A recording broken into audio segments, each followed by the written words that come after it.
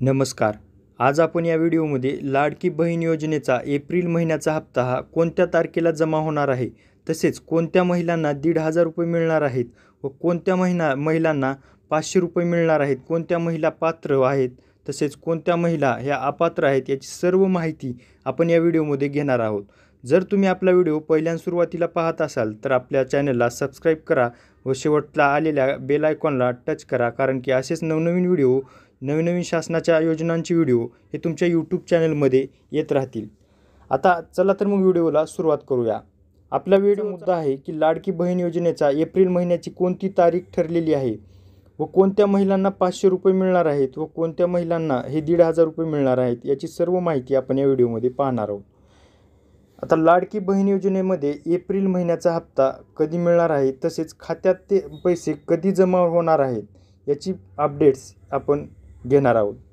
आता अनेक महिलांना प्रश्न पडला असेल की एप्रिल महिना हा तर संपत आला, पण आणखीनही पैसे आपल्या खात्यात जमा कसे काय झाले नाहीत.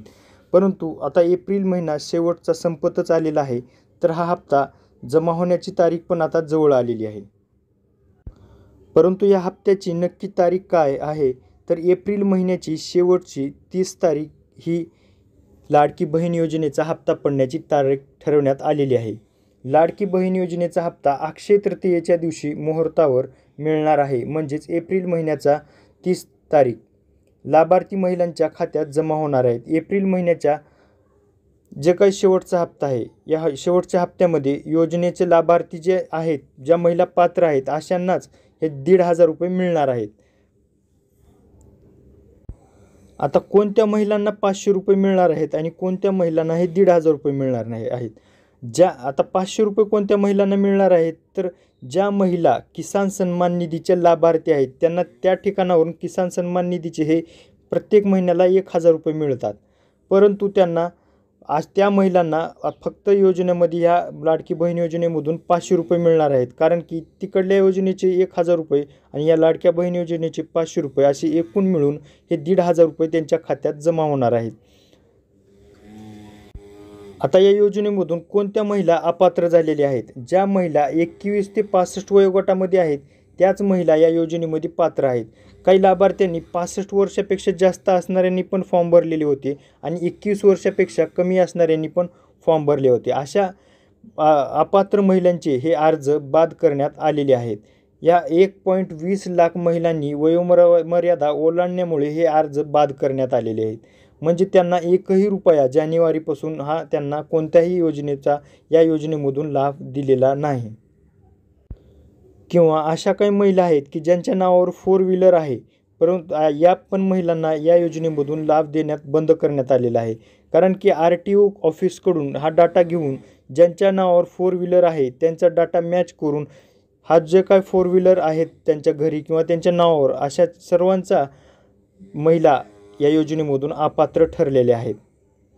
आता या ठिकाणी आपल्याला सांगण्यात आलेले आहे की या योजनेमधून लाभ घेणाऱ्या महिलांना जीवनामध्ये सकारात्मक बदल हा घडून आलेला दिसून येत आहे. कारण की ग्रामीण भागात असतील या महिलांना 1,500 रुपयाचा चांगल्या पद्धतीने वापर करून जो काही घर खर्च असेल तो चालवण्यासाठी बऱ्याच महिलांना यामधून लाभ हा होत आहे. आता तुमच्या मनात जे काही प्रश्न असतील ते दूर झालेले आहेत असं समजून हा व्हिडिओ, म्हणजे या व्हिडिओमध्ये असं सांगण्यात आलेलं आहे की तारीखही कोणती दिलेली आहे सांगण्यात आले. 30 एप्रिल तारीख दिलेली आहे. कोणत्या महिला पात्र आहेत, तर ज्या महिला 4 व्हीलर नाही किंवा नमो किसानचे ज्यांना पैसे येत नाहीत अशा महिलांना 1,500 येणार आहेत आणि ज्यांना नमो किसानचे पात्र आहेत त्यांना 500 रुपये येणार आहेत. व ज्यांच्या नावावर 4 व्हीलर गाडी आहे त्या महिला अपात्र ठरणार आहेत. तसेच ज्या महिला पात्र आहेत त्यांना एकूण पूर्ण रक्कम म्हणजे 1,500 रुपये रक्कम ही त्यांच्या खात्यावर येणार आहे. जर तुम्ही ही माहिती आवडली असेल तर आपल्या चॅनलला नक्की सबस्क्राईब करा आणि हा व्हिडिओ तुमच्या मित्रांना, नातेवाईकांना नक्की शेअर करा, कारण की त्यांना पण कोणत्या तारखेला पैसे येणार आहेत व कोणत्या महिलांना किती येणार आहेत याची सर्व माहिती या व्हिडिओमधून मिळेल. धन्यवाद.